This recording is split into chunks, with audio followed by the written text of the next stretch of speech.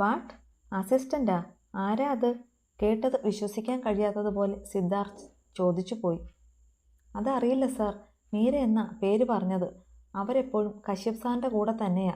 പ്രത്യേകിച്ചൊരു ക്യാബിൻ വേണ്ട, സാറിൻ്റെ ക്യാബിനിൽ തന്നെ വേണ്ട അറേഞ്ച്മെൻറ്റ്സ് ചെയ്താൽ മതിയെന്നാ പറഞ്ഞത്. സുധീർ പറഞ്ഞ ഓരോ കാര്യങ്ങളും സിദ്ധാർത്ഥ് വല്ലാത്തൊരു അമ്പരപ്പോടെയായിരുന്നു കേട്ടിരുന്നത്. മീരയുടെ അപ്പോയിൻമെൻറ്റ് ഓർഡർ അവൾക്ക് കൈമാറിയ ശേഷം തൻ്റെ സീറ്റിലേക്ക് വന്ന ഉടനെ തന്നെ കശ്യപ് ചാർജ് എടുത്ത നേരം മുതൽ നടന്ന അസ്വാഭാവികമായ കാര്യങ്ങൾ സിദ്ധാർത്ഥിനെ വിളിച്ചറിയിക്കുകയായിരുന്നു സുധീർ. എന്നാൽ കശ്യപിൽ നിന്ന് ഒട്ടും പ്രതീക്ഷിക്കാത്ത കാര്യങ്ങൾ കേട്ടതിൻ്റെ ഞെട്ടലായിരുന്നു സിദ്ധു.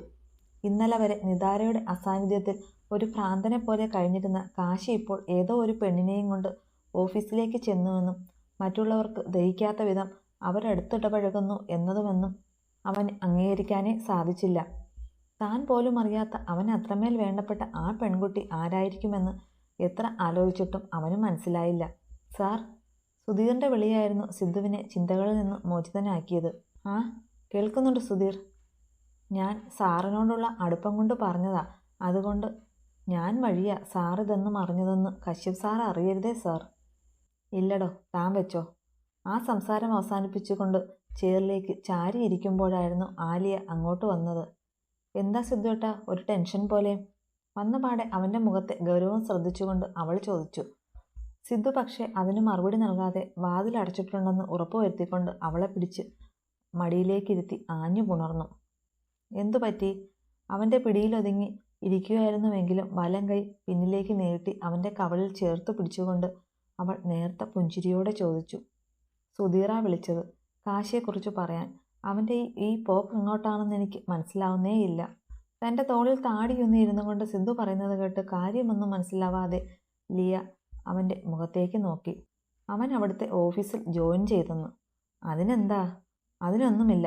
പക്ഷേ പേഴ്സണൽ സെക്രട്ടറി ആണെന്ന് പറഞ്ഞ് ഒരു പെണ്ണിനെയും കൊണ്ട് അവൻ അങ്ങോട്ട് ചെന്നതെന്ന്. അവളോടുള്ള അവൻ്റെ പെരുമാറ്റമൊക്കെ കണ്ടിട്ട് സ്റ്റാഫുകളൊക്കെ അതും ഇതും പറഞ്ഞു തുടങ്ങിയെന്നാ സുധീർ പറഞ്ഞത്. ഞാനതല്ല ആലോചിക്കുന്നത്. നിത എന്ന പെണ്ണ് അവനൊരു ഭ്രാന്ത് തന്നെയായിരുന്നു. അതവൻ്റെ വാക്കിലും പ്രവൃത്തിയിലും ഞാൻ കണ്ടതാ. എന്നിട്ടും ഇത്ര വേഗം അവളെ മറന്ന് മറ്റൊരുത്തിയെ ഒപ്പം കൂട്ടാൻ അവനെങ്ങനെ കഴിഞ്ഞു? സിദ്ധാർത്ഥ് അവിശ്വസനീയതയോടെ പറഞ്ഞു. പക്ഷേ എല്ലാം കേട്ടിരിക്കുകയായിരുന്ന ലിയ ഒന്ന് പുഞ്ചിരിച്ചതേയുള്ളൂ. അതിന് നിങ്ങൾ എന്തിനാ ഇങ്ങനെ ടെൻഷൻ അടിക്കുന്നത്? അങ്ങേരെ വേണ്ടാത്തവരെ അങ്ങേർക്കും വേണ്ടെന്ന് കരുതി കാണും.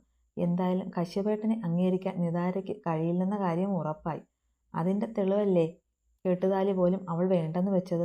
പിന്നെ കശ്യപേട്ടൻ ജീവിതകാലം മുഴുവൻ അവളെ ഓർത്ത് വേദനിച്ച് കഴിയുന്നത് എന്തിനാ?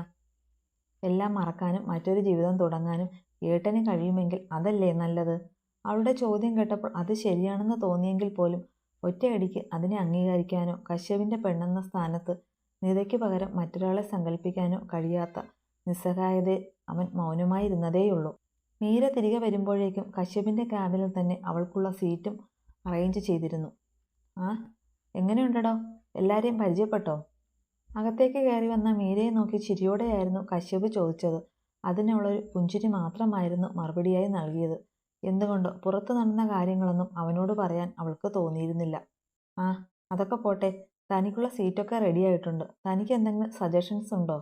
ഉണ്ടെങ്കിൽ പറഞ്ഞാൽ മതി. ഏയ്, അങ്ങനെയൊന്നുമില്ല സാർ, എനിക്ക് ഓക്കെയാണ്.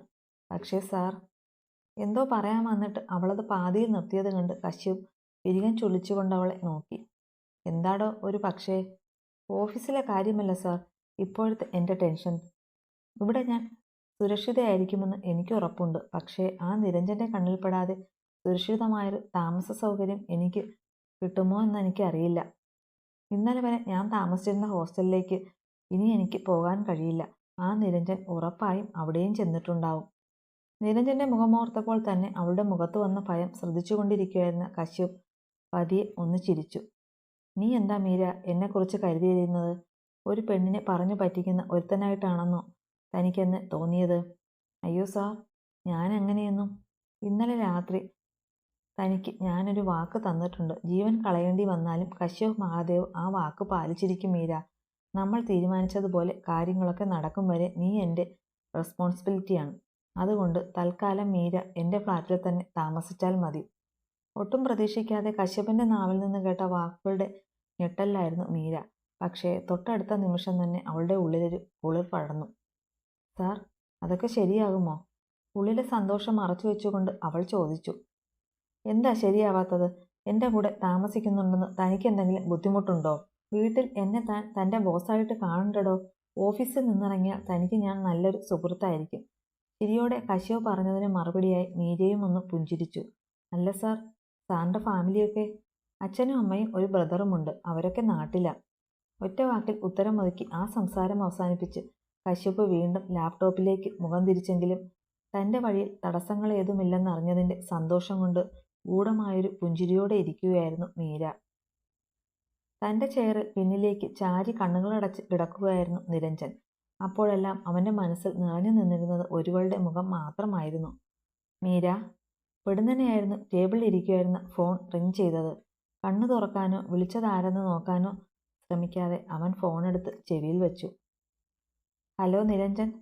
സാർ, നമ്മുടെ ഊഹം തെറ്റിയില്ല. മീര ക്രിസ്റ്റൽ ഗ്രൂപ്പിൽ ജോയിൻ ചെയ്തു. ആ കശ്യപ് മഹാദേവിൻ്റെ അസിസ്റ്റൻ്റായിട്ടാ ആദ്യ പോസ്റ്റ്. ഫോണിൻ്റെ മറുതലയ്ക്കിൽ നിന്ന് കേട്ട വാർത്തയിൽ അവൻ്റെ മുഖം ദേഷ്യം കൊണ്ട് വലിഞ്ഞു മുറുകി. ഓഹോ, അപ്പോൾ അവൻ എന്നോട് മത്സരിക്കാൻ തന്നെ തീരുമാനിച്ചു അല്ലേ? അവനായിട്ട് ഒരുങ്ങിയിറങ്ങിയാൽ പിന്നെ അവനെ കളി പഠിപ്പിച്ചല്ലേ പറ്റൂ, നിരഞ്ജൻ പകയോടെ പറഞ്ഞുകൊണ്ട് വികൃതമായി ചിരിച്ചു. സാർ, അവളെ പൊക്കട്ടെ. നോ അലക്സ്, അവൻ കളിക്കട്ടെ. അതുകൊണ്ട് എന്നിൽ നിന്ന് രക്ഷപ്പെട്ടെന്ന് കരുതി അവളും സന്തോഷിക്കട്ടെ. ഒത്തും പ്രതീക്ഷിക്കാത്ത നേരത്ത് അവൻ്റെ പത്തിക്കടിച്ചിട്ടിട്ട് അവൻ്റെ മുന്നിലൂടെ തന്നെ എനിക്ക് അവളെയും കൊണ്ട് പോരണം. അതുവരെ നേരിട്ടൊരു അപ്രോച്ച് വേണ്ട. പക്ഷേ അവനും അവൾക്കും മേലെ എപ്പോഴും ഒരു കണ്ണ് വേണം. Okay sir. പിന്നെ അലക്സ്, ഒരു കാര്യം പ്രത്യേകം ഓർമ്മയിൽ വെച്ചേക്കണം. എന്തൊക്കെ സംഭവിച്ചാലും മീരയ്ക്ക് ഒരു പോറൽ പോലും ഏൽക്കരുത്. ഞാൻ എങ്ങനെയാണോ അവളെ മോഹിച്ചത് അങ്ങനെ തന്നെ അവളെ എനിക്ക് വേണം. Okay sir. മറുപുറത്ത് കോൾ കട്ടായതും പല്ലുകൾ ഞെരിച്ചുകൊണ്ട് അവൻ ഫോൺ ടേബിളിലേക്ക് തന്നെ ഇട്ടു. വിടില്ല മീര, നിന്നെ ഞാൻ. ജീവിതത്തിൽ ആദ്യമായി ഈ നിരഞ്ജൻ മോഹിച്ച പെണ്ണാ നീ. കാമത്തിനുമപ്പുറം എനിക്കൊരു പെണ്ണിനോട് മോഹം തോന്നിയിട്ടുണ്ടെങ്കിൽ അത് നിന്നോട് മാത്രമാ. നീ ഈ ജീവിതം മുഴുവൻ എൻ്റെ കൂടെ തന്നെ ഉണ്ടായേ പറ്റൂ മീര. അത് നല്ല മര്യാദയ്ക്ക് ഞാൻ നിന്നോട് പറഞ്ഞതാ. അപ്പോൾ എന്നിൽ നിന്ന് ഓടി ഒളിക്കാൻ നോക്കിയതും ഞാനല്ലാത്ത ആണൊരുത്തൻ്റെ സഹായം പറ്റിയതും നീ ചെയ്ത തെറ്റാ മീര. അതിനുള്ള ശിക്ഷ നീ അനുഭവിച്ചേ പറ്റൂ. പക്ഷേ തൽക്കാലം എൻ്റെ കയ്യിൽ നിന്ന് രക്ഷപ്പെട്ടെന്ന് കരുതി നീ സന്തോഷിച്ചോ മീര? പക്ഷേ ഈ നിമിഷം പോലും ഞാൻ വിധിച്ച വലയ്ക്കരികിൽ തന്നെയാ നീ. ആ വലയുടെ ചരടുകൾ ഞാൻ മുറുക്കി തുടങ്ങുമ്പോൾ നീ അറിയും ഈ നിരഞ്ജനെ സ്നേഹിക്കാതിരുന്നത് നീ ചെയ്ത എത്ര വലിയ തെറ്റായിരുന്നു എന്ന്. ചേറിലിരുന്ന സാവധാനം കറങ്ങി ഗൗരവമായി ചിരിച്ചുകൊണ്ട് അവൻ സ്വയം പറഞ്ഞു. ആ നേരത്തെ അവൻ്റെ മുഖഭാവം തികച്ചും ഒരു ചെകുത്താൻ്റേതുപോലെ തന്നെയായിരുന്നു. മീരയെന്ന വാശിയും കശ്യപ് എന്ന പകയും അവനെ അത്രമേൽ ഭ്രാന്ത് പിടിപ്പിച്ചിരുന്നു. അപ്പോഴേക്കും വൈകുന്നേരം ഓഫീസിൽ നിന്നിറങ്ങുമ്പോഴും കശ്യപിനൊപ്പം തന്നെയുണ്ടായിരുന്നു മീര. നിരഞ്ജനോടുള്ള ഭയമാണ് അവളെ എങ്ങനെ തന്നോട് ചേർത്ത് നിൽക്കാൻ പ്രേരിപ്പിക്കുന്നതെന്ന് കരുതി കശ്യപും അവളെ ഒപ്പം തന്നെ നിർത്താൻ ശ്രദ്ധിച്ചിരുന്നു. പക്ഷേ മറ്റുള്ള സ്റ്റാഫുകൾക്ക് മുന്നിൽ കശ്യപിൻ്റെ മേലുള്ള തൻ്റെ അധികാരം ഉറപ്പിക്കാനുള്ള ഒരു തന്ത്രമായിട്ടായിരുന്നു മീര അതിനെയൊക്കെ ഉപയോഗപ്പെടുത്തിക്കൊണ്ടിരുന്നത്. ഡാ ദേ നോക്കിയേ, MDയും പ്രൈവറ്റ് പ്രോപ്പർട്ടിയും വരുന്നുണ്ട്. ലിഫ്റ്റിൽ നിന്ന് ഇറങ്ങി നടന്നു വരുന്ന കശ്യപിനെയും അവനോട് തൊട്ടുരുമി എന്നതുപോലെ വരുന്ന മീരയെയും കണ്ടപ്പോൾ പാർക്കിങ്ങിൽ നിൽക്കുകയായിരുന്ന ജിൽസൺ ഒപ്പമുണ്ടായിരുന്ന ശരത്തിനോട് പതിയെ പറഞ്ഞു. നീ ചുമ്മാതിരി. അവളും അങ്ങേരും തമ്മിലുള്ള ഇരിപ്പുവശം പിടികിട്ടിയ സ്ഥിതിക്ക് ഇനി അവളോട് കൂടുതൽ മുട്ടാൻ പോകണ്ട. നീർക്കോലി കടിച്ചാലും അത്താഴം മുടങ്ങും. അതുകൊണ്ട് ചുമ്മാ അവളെ ചൊറിഞ്ഞ് ഉള്ള ജോലി കളയണ്ട, ശരത് ഒരു താക്കീതുപോലെ പറഞ്ഞു. അപ്പോഴേക്കും കശ്യപും മീരയും കാറിലേക്ക് കയറിക്കഴിഞ്ഞിരുന്നു.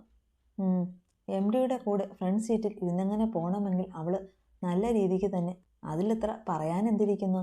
അതുകൊണ്ടല്ലേ വന്നു കയറിയ ഉടൻ തന്നെ ഒരു ഇൻ്റർവ്യൂ പോലുമില്ലാതെ അവളെ നമ്മുടെയൊക്കെ തലയ്ക്ക് മുകളിലുള്ള പോസ്റ്റിൽ ഞെളിഞ്ഞിരിക്കുന്നത്. നമ്മളിതൊക്കെ പറഞ്ഞുകൊണ്ട് ഇവിടെ നിൽക്കുന്നത് എന്തിനാ? നീ കയറ്. ഗേറ്റ് കടന്നു പോകുന്ന കശ്യപിൻ്റെ കാറിലേക്ക് നോക്കി നിന്നിട്ട് നെടുവീർപ്പോടെ പറഞ്ഞുകൊണ്ട് ശരത് തൻ്റെ ബൈക്കിലേക്ക് കയറി സ്റ്റാർട്ട് ചെയ്തു. ജിൽസണും കയറിയതോടെ കാറിന് പിന്നാലെ തന്നെ അവരും റോഡിലേക്ക് ഇറങ്ങി. മുന്നോട്ട് നോക്കി ആലോചനയോടെ ഇരുന്ന് ഡ്രൈവ് ചെയ്യുന്ന കശ്യപിനെ നോക്കി മീര പതിയെ വിളിച്ചു. എന്താണോ? സാർ, അത് പിന്നെ എനിക്ക് ഹോസ്റ്റലിൽ ഒന്ന് കയറണമായിരുന്നു. എൻ്റെ സാധനം അവിടെ ചെന്ന് അതൊക്കെ എടുക്കാതെ ഒന്ന് മാറിയെടുക്കാൻ ഒരു ഡ്രസ്സ് പോലും എൻ്റെ കയ്യിലില്ല. അതിനാണോ താൻ ഇത്രയൊക്കെ വളഞ്ഞു ചുറ്റിയത്? നമുക്ക് പോകാടോ. അവൻ ചിരിയോടെ പറഞ്ഞത് കേട്ട് മീരയും പതിയെ ഒന്ന്. ഇതിനിടയിൽ ഒരകലം വിട്ട് തങ്ങളെ ഫോളോ ചെയ്തു വരുന്ന മറ്റൊരു വാഹനം അവരിരുവരും കണ്ടതേയില്ല. എടി മീരെ, നിനക്കെന്താ ചെവി കേൾക്കാൻ പാടില്ലേ? ഞാൻ നിന്നോടല്ലേ ഈ സംസാരിക്കുന്നത്? ഒന്നും മറുപടി നൽകാതെ മുറിയിലെ ഷെൽഫിൽ നിന്ന് തൻ്റെ സാധനങ്ങളൊക്കെ എടുത്ത് ട്രോളി ബാഗിലേക്ക് അടുക്കുന്ന മീരയെ പിടിച്ച് തൻ്റെ നേർക്ക് നിർത്തിക്കൊണ്ട് അനുപമ ചോദിച്ചു.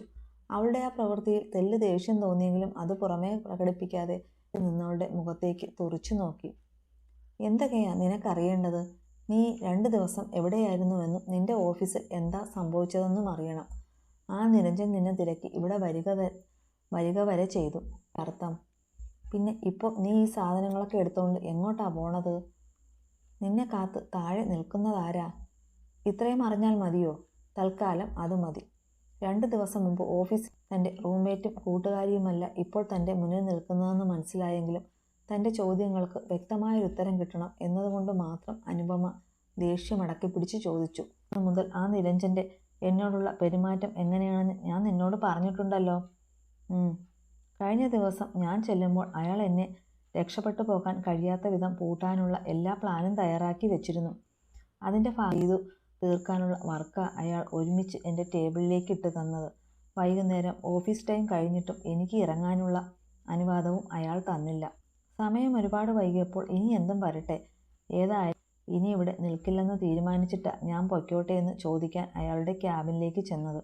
അവിടെ വെച്ച് ആ സമയത്തെ കാര്യങ്ങൾ ഓർമ്മയിലേക്ക് വന്നതും വല്ലാത്തൊരു അസ്വസ്ഥത തോന്നിയ മീര വാക്കുകൾ പാതിയിൽ പിരിമുറുക്കത്തിലാലെന്ന പോലെ കിടക്കവിരിയിൽ മുറുകുന്ന അവളുടെ കൈവിരലുകൾ കണ്ടതും അവൾക്കൊരു ആശ്വാസത്തിനെന്ന പോലെ അനുപമ അവളുടെ കയ്യിൽ മുറുകെ പിടിച്ചു. എന്നിട്ട് എന്തുണ്ടായി മീര? അനുവിൻ്റെ ചോദ്യം കേട്ടപ്പോൾ ഒന്നും പറയാൻ സാധിക്കുന്നുണ്ടായിരുന്നില്ല. അത്രമേൽ ആ സംഭവം അവളെ ഉലച്ചിരുന്നു. അവളുടെ മനസ്സപ്പോൾ ഓർക്കാൻ പോലും ഇഷ്ടപ്പെടാത്ത ആ ദിവസത്തിലേക്ക് പോയിരുന്നു. മീര നിരഞ്ജൻ്റെ ക്യാബിലേക്ക് കയറി ചെല്ലുമ്പോൾ കയ്യിലിരിക്കുന്ന മദ്യം നിറഞ്ഞ ഗ്ലാസും മുന്നിലിരിക്കുന്ന പാതിയോളം എത്തിയ ബോട്ടിലും. ആ അവസ്ഥയിൽ അവൻ്റെ മുന്നിലേക്ക് ചെല്ലാൻ മടി തോന്നിയെങ്കിലും ഇനിയും വൈകിയാൽ ശരിയാവില്ലെന്ന ചിന്തയിൽ അകത്തേക്ക് ചെല്ലാൻ തന്നെ തീരുമാനിച്ച് അവൾ പതിയെ ഡോർ തുറന്ന. സാർ. ആ മീര, വാ. ആ വിളി പ്രതീക്ഷിച്ചിരുന്നത് പോലെ നിരഞ്ജനിൽ ചിരിയോടെ വിളിച്ചു. സാർ, ഒരുപാട് ലേറ്റായി, ഞാൻ ഇറങ്ങിക്കോട്ടെ?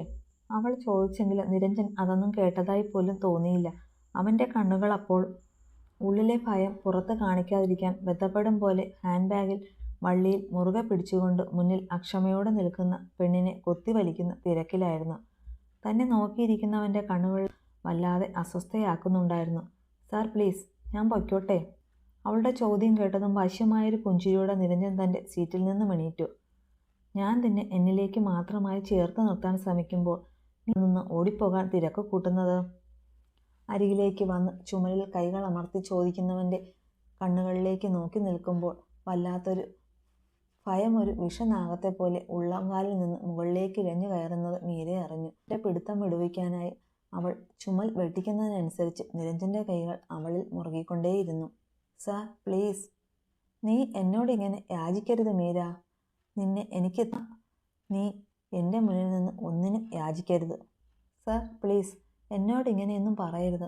ഞാൻ സാറിനോട് പറഞ്ഞതല്ലേ എനിക്ക് സാറിനെ അങ്ങനെയൊന്നും കാണാൻ കഴിയില്ലെന്ന്. അതുകൊണ്ട് പ്ലീസ് സാർ, എന്നെ വെറുതെ വിടണം. മീര അത് പറഞ്ഞു തീരും മുമ്പ് നിരഞ്ജൻ മുന്നിലെ ടേബിളിൽ ശക്തിയായി ചവിട്ടിയിരുന്നു. വലിയൊരു ശബ്ദത്തോടെ അത് തകർന്നു വീണത് മീര ഭയന്ന് കണ്ണുകൾ ഇറുക്കെ അടച്ചു കളഞ്ഞു. പറയരുത് മീര, എന്നിൽ നിന്ന് അകലണമെന്ന് മാത്രം നീ പറയരുത് എന്നോട്. അതിന് നിന്നെ ഞാൻ സമ്മതിക്കുകയുമില്ല. ജീവിക്കാനാണെങ്കിലും മരിക്കാനാണെങ്കിലും നീ എൻ്റെ ഒപ്പം തന്നെ ഉണ്ടാവും. കേട്ടോടി മോളെ? അവളുടെ ഇടം കൈയിൽ പിടിച്ച് തൻ്റെ നെഞ്ചിലേക്കിട്ട് അരക്കെട്ടിൽ പിടിച്ചുകൊണ്ട് നിരഞ്ജന് ഭ്രാന്തനെ പോലെ അലറി. സാർ, എന്നെ ഒന്നും ചെയ്യരുത് പ്ലീസ്. എന്നെ വിട്ടേക്ക്. ഇല്ലടി, ഇന്ന് നീ എൻ്റെ സ്വന്തമാകണമെന്ന് ഞാൻ തീരുമാനിച്ചിട്ടുണ്ടെങ്കിൽ അത് തന്നെ നടക്കും. അത് കഴിഞ്ഞാൽ പിന്നെ നീ എൻ്റെ കൂടെ ജീവിക്കുക തന്നെ ചെയ്യും. നിരഞ്ജൻ്റെ കണ്ണുകളുടെ ഭാവത്തിൽ നിന്ന് തന്നെ അവനെല്ലാം കരുതിക്കൂട്ടിയാണെന്നുള്ള കാര്യത്തിൽ മീരയ്ക്ക് സംശയമേതും ഉണ്ടായിരുന്നില്ല. അതുകൊണ്ട് തന്നെ രണ്ടും കൽപ്പിച്ചവനെ തള്ളി മാറ്റി ഇറങ്ങി ഓടാൻ അവൾക്ക് രണ്ടാമതൊന്നും ആലോചിക്കേണ്ടിയിരുന്നില്ല. ഡി നിക്കടി അവിടെ. എടാ അലക്സേ, ലിജോ, വിടരുതവളെ. ഈ രാത്രി എൻ്റെ ബെഡിൽ അവൾ ഉണ്ടായിരിക്കണം. ഓഫീസ് കോമ്പൗണ്ടിൽ നിന്ന് പുറത്തേക്ക് ഇറങ്ങി ഓടുന്നതിനിടയിൽ നിരഞ്ജൻ്റെ അലർച്ച കേട്ടെങ്കിലും അവനിൽ നിന്ന് ഉടലും ഉയിരും രക്ഷപ്പെടുത്താനുള്ള വ്യഗ്രതയിൽ ആ ഇരുളിനെ പോലും വകവയ്ക്കാതെ മീര മുന്നോട്ട് ഓടിക്കൊണ്ടിരുന്നു. എന്നിട്ട് അത്രയും ആയപ്പോഴേക്കും ആകാംക്ഷ സഹിക്കാൻ കഴിയാഞ്ഞിട്ടെന്ന പോലെ അനുപമ ചോദിച്ചു പോയിരുന്നു. എന്നിട്ടെന്താ? അവന്മാ എൻ്റെ പിറകെ ഓടി. പിടി വീഴുമെന്ന് ഉറപ്പായ നേരത്താ ഈശ്വരൻ അയച്ചതുപോലെ കശ്യപ് സാർ അവിടെ വന്നത് എന്നെ രക്ഷിച്ചത്. അവിടുന്ന് നേരെ സാറിൻ്റെ ഫ്ലാറ്റിലോട്ടാ എന്നെ കൊണ്ടുപോയത്. അവിടെ ചെന്ന് എൻ്റെ കാര്യങ്ങളെല്ലാം ഞാൻ ആളോട് പറഞ്ഞു. എൻ്റെ ഡ്രീമായ കാനഡയിലെ ജോലിയെക്കുറിച്ച് വരെ. എല്ലാം കേട്ട് കഴിഞ്ഞപ്പോൾ കാനഡയിലേക്ക് പോകാൻ ഹെൽപ്പ് ചെയ്യാമെന്നും അതുവരെ നിരഞ്ജനിൽ നിന്ന് എന്നെ സംരക്ഷിച്ചോളാം, ഒപ്പം സാറിൻ്റെ അസിസ്റ്റൻ്റായി ജോലിയും തരാമെന്ന് പറഞ്ഞു. ഒറ്റ ശ്വാസത്തിൽ മീര പറഞ്ഞവസാനിപ്പിക്കുമ്പോൾ 2 ദിവസങ്ങൾക്കുള്ളിൽ അവളുടെ ജീവിതത്തിൽ നടന്നത് ഒരു സിനിമയെ വെല്ലുന്ന കാര്യങ്ങളാണല്ലോ എന്ന ചിന്തയിലായിരിക്കുകയായിരുന്നു അനുപമ. ഇപ്പം നിന്റെ സംശയമൊക്കെ തീർന്നല്ലോ. ഇനി ഞാൻ പൊയ്ക്കോട്ടെ? എങ്ങോട്ട്? നീ ഇവിടെ താമസിക്കും? ഈ സമയത്ത് മറ്റെവിടെ താമസിച്ചാലും നിരഞ്ജനിൽ നിന്ന് എനിക്ക് രക്ഷപ്പെടാൻ കഴിയില്ല അനു. അതുകൊണ്ട് ഞാൻ കശ്യപ് സാറിൻ്റെ ഫ്ലാറ്റിൽ തന്നെ താമസിക്കാൻ തീരുമാനിച്ചു. സാധനങ്ങളൊക്കെ അടുക്കി വെച്ച് ബാഗ് അടച്ചുകൊണ്ട് അവൾ പറയുമ്പോൾ ഇവൾക്ക് എന്തൊക്കെയാണ് ഈ ചെയ്യാൻ പോകുന്നതെന്ന ഭാവത്തിൽ നിൽക്കുകയായിരുന്നു അനുപമ.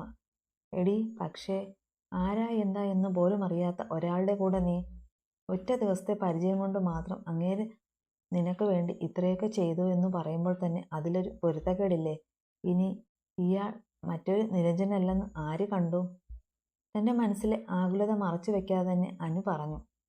പക്ഷേ അതിനൊരു പുഞ്ചിരി മാത്രമായിരുന്നു മീരയുടെ മറുപടി. നീ എന്താ ചിരിച്ചു കളഞ്ഞത്? കശ്യപ് സാർ നീ വിചാരിക്കുന്ന പോലത്തെ ഒരാളല്ല അനു. സാർ വളരെ നല്ലൊരാളാ എന്ന് നിനക്കെന്താ ഇത്ര ഉറപ്പ്? എനിക്ക് ഉറപ്പാ അനു. കാരണം എനിക്ക് കശ്യപ് സാറിനെ ഇഷ്ടമാണ്.